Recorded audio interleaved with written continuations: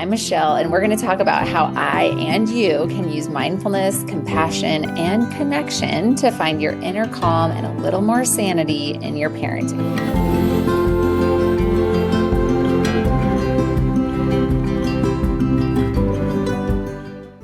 Hi, I'm Michelle, and I help parents who want to parent peacefully and calmly to foster strong relationships with their children and at times find it very, very hard.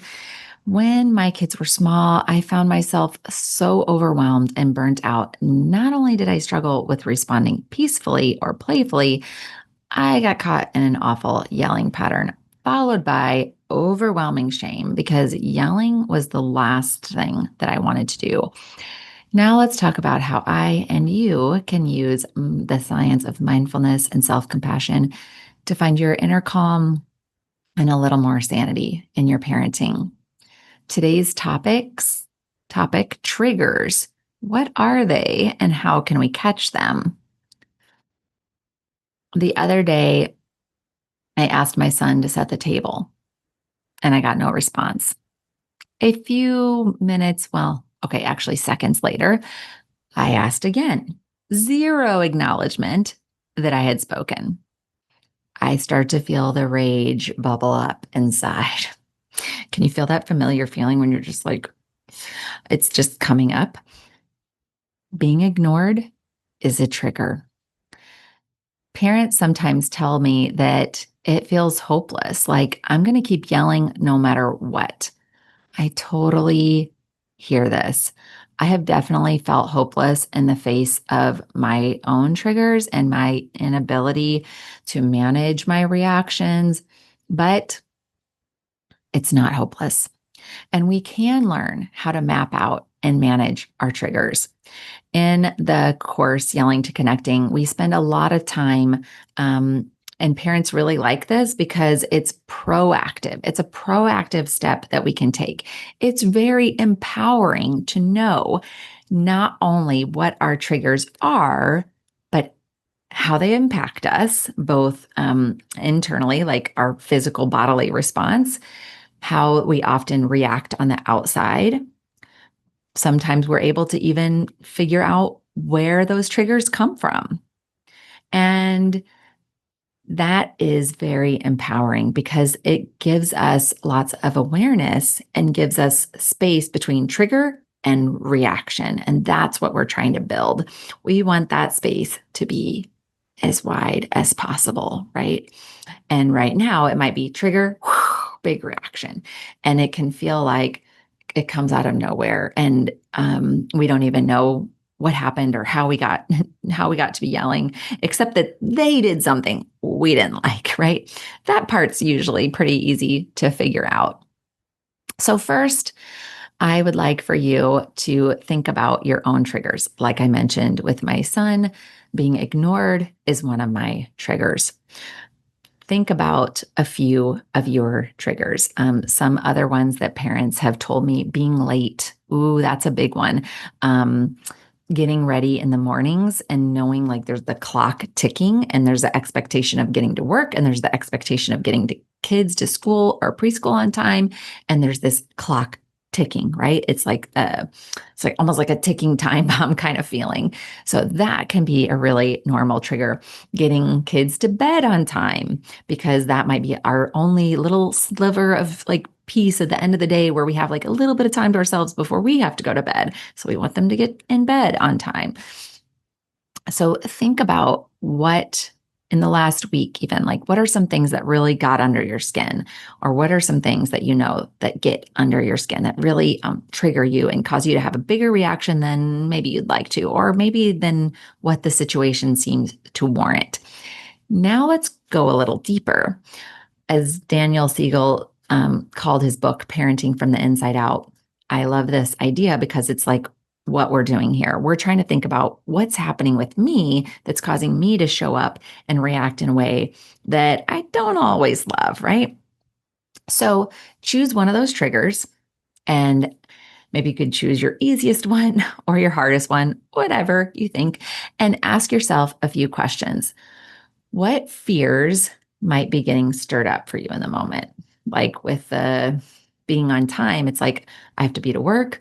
I'm going to be late. They're going to be late to school. They're going to get tardies. And it's like this trickle down effect. Um, it might be being ignored. Like I have no influence with my kids. They're not listening to me. And as parents, we really need to know that we have influence with our children, right? Um, kind of like gives us a hopeless feeling if we don't feel like we have influence with our kids. I noticed one for myself that is really big, especially when my kids were younger, was chaos.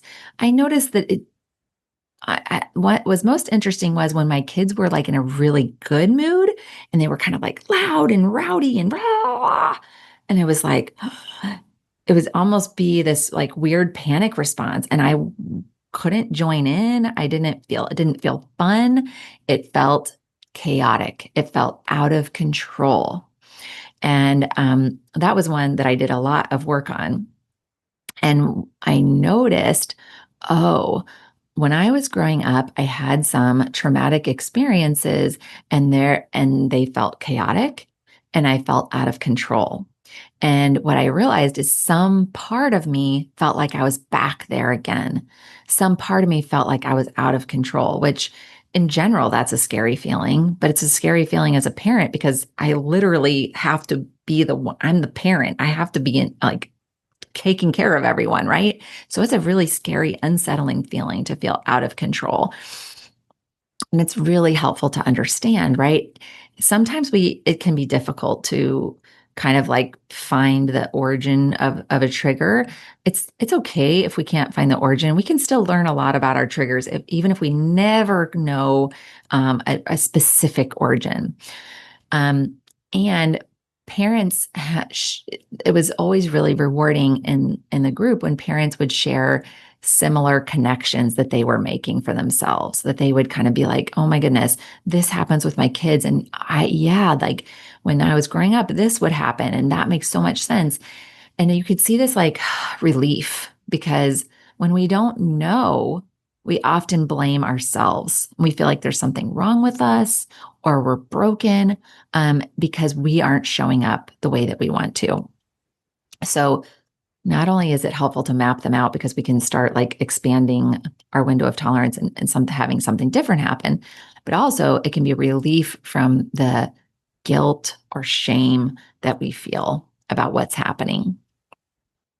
So also consider what's happening for your kiddo when this happens. When your reaction is a 10 and the situation warrants more like a 3, right? Like my son ignoring me. And if I, dive in, I'm like, why are you ignoring me? You always ignore me. All I'm doing is asking you to set the table.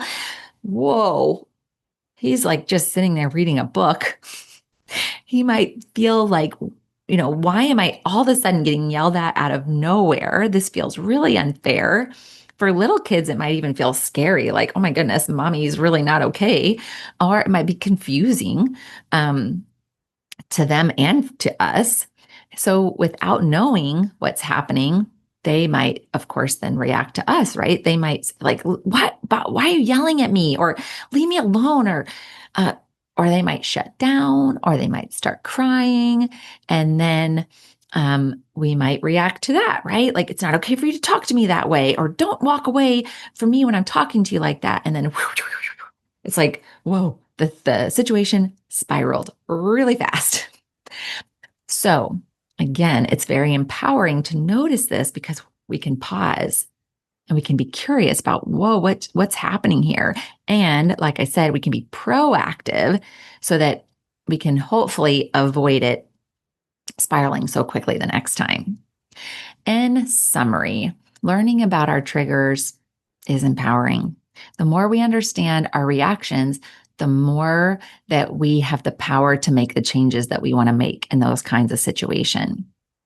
I would like for you a quick win is to get on the email list because in the first few emails, I give you access to the RAIN guided meditation, which is a really powerful tool that I use regularly. I learned it from Tara Brach. I switched up one of the letters, the I, but it helps you to when you're experiencing a big emotion, it gives you a tool to use to walk through what's happening without judging yourself or condemnation, like beating yourself up. So it's a really, really powerful tool to use, especially in a situation like this, because maybe you're like, yeah, I do know I get triggered. And yeah, I do know it's overreaction. But then what happens is I just beat myself up. And that's not helpful, right? Because the worse we feel about ourselves, the more likely we are to keep reacting in a way we don't like. This helps us to have awareness, but then a helpful tool that includes self compassion to help us do something different. This week's play idea, mirror dancing. So this is where you take turns with your kiddo and they choose their favorite song or whatever song they want to do, and they dance and you try to mirror them and you try to copy them at the same time. And likely it will unfold in silliness and laughter. And that's what's great about it, right? It can be a moment of connection with your kiddo.